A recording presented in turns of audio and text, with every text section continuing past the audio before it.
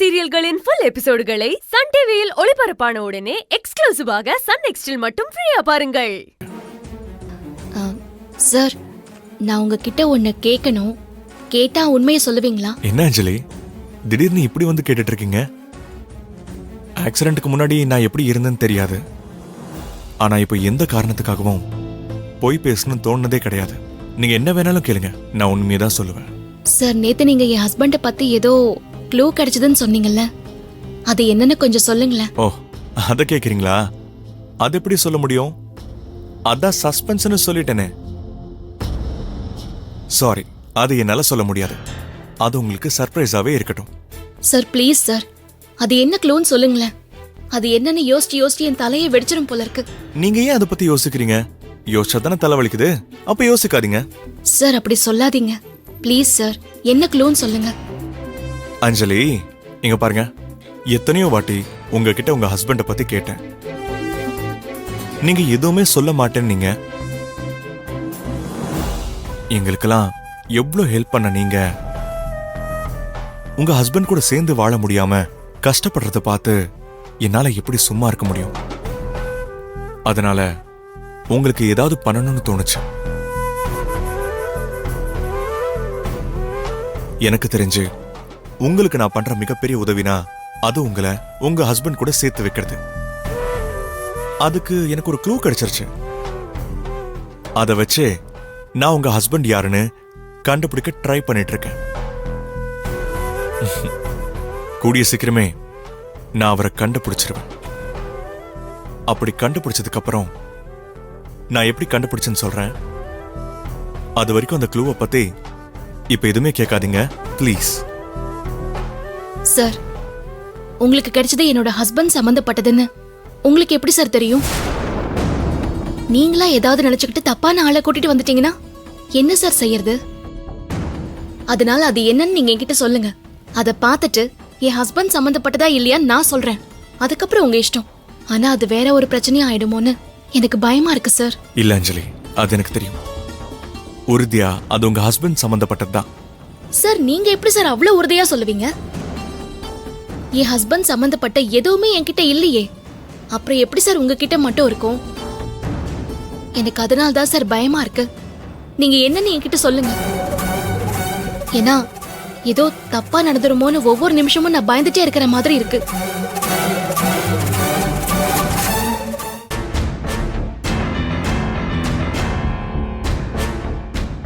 அப்படிலாம் எதுவுமே தப்பாகாது அஞ்சலி, நீங்க பயப்படாதீங்க. சார், ஏற்கனவே நான் ரொம்ப நொந்து போயிருக்கேன்.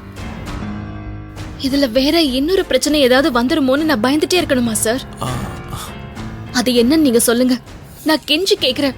ஐயோ அஞ்சலி, எதுக்கு இதுக்கு போய் கண் கலங்கிட்டு இருக்கீங்க? அப்ப தயவு செஞ்சு சொல்லுங்க சார்.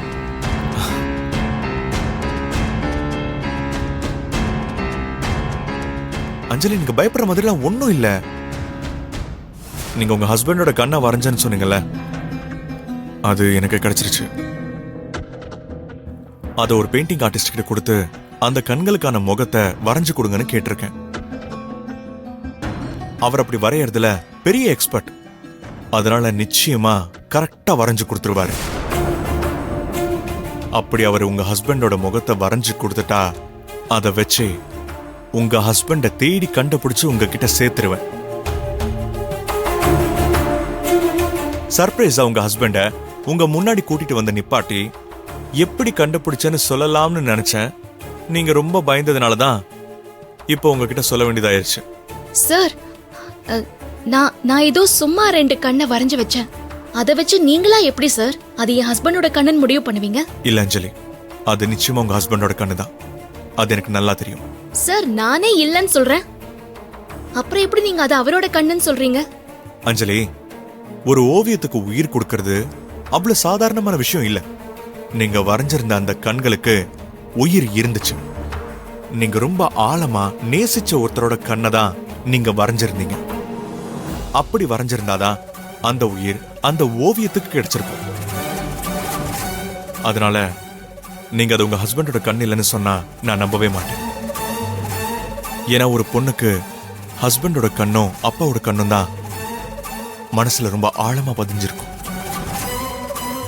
நீங்க உங்க அப்பாவை பார்த்ததே இல்லைன்னு சொன்னீங்க. அப்ப அது உங்க அப்பாவோட கண்ணா இருக்க வாய்ப்பே இல்லை. அப்ப கண்டிப்பா அது உங்க ஹஸ்பண்டோட கண்ணா தான் இருக்கும். சார் நான் தான் அதை சும்மா வரைஞ்சேன்னு சொல்றேன். Okay okay cool. நீங்க சும்மா வரைஞ்சதாவே இருக்கட்டும். அந்த கண்ணுக்குன்னு ஒரு முகம் இருக்கும்ல, அப்ப பாத்துக்கலாம் யாரோட முகம்னு.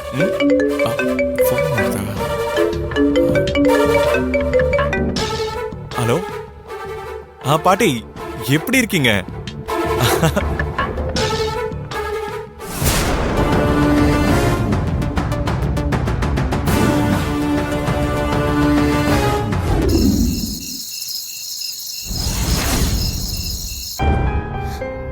மகேஷ், என்ன பண்ணிட்டு இருக்கீங்க? ஒண்ணும் இல்ல, சும்மா யோசிச்சுட்டு இருக்கேன். கல்யாண கான்ட்ராக்ட்ல இருந்து நமக்கு மாலை எப்படி வேணும்னா இதுல இருக்கிற போட்டோஸ் எல்லாம் பார்த்து செலக்ட் பண்ண சொல்லிருக்காரு. இதுல உங்களுக்கு எந்த மாலை பிடிச்சிருக்குன்னு பார்த்து சொல்லுங்க.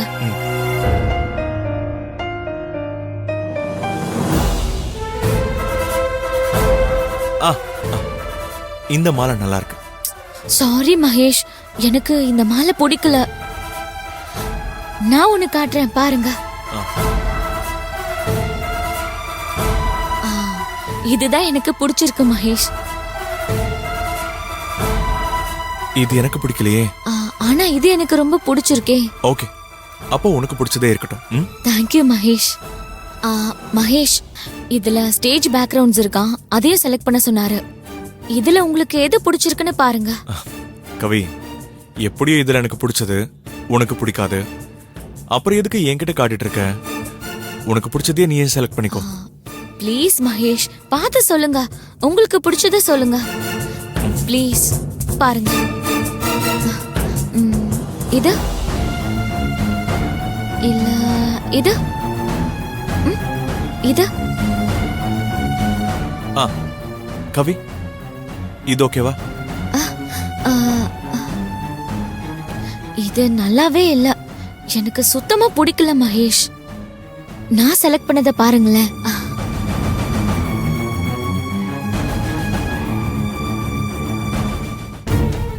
இதுக்கு தான் நான் வேணான்னு சொன்னேன். ஒன்னு என்ன செலக்ட் பண்ண சொல்லணும், இல்ல நீ செலக்ட் பண்ணதை காட்டி இததான் ஓகே பண்ணிருக்கேன்னு என்கிட்ட சொல்லணும். அதை விட்டுட்டு என்ன செலக்ட் பண்ண சொல்லி அது பிடிக்கலன்னு சொல்லி உனக்கு பிடிச்சது வேற வேற உனக்கு காட்டுறேன்னு காட்டினா என்ன அர்த்தம்? சாரி மகேஷ், நீங்க செலக்ட் பண்ணதெல்லாம் சுமாரா இருந்துச்சு. அதான் சும்மா இருந்தவனை செலக்ட் பண்ண சொல்லிட்டு இப்ப நான் செலக்ட் பண்ணதெல்லாம் சுமாரா இருக்குன்னு சொல்றது வேணும்னே என்ன ஹர்ட் பண்ற மாதிரி இருக்கு கவி. ஐயோ மகேஷ், அப்படியெல்லாம் இல்ல.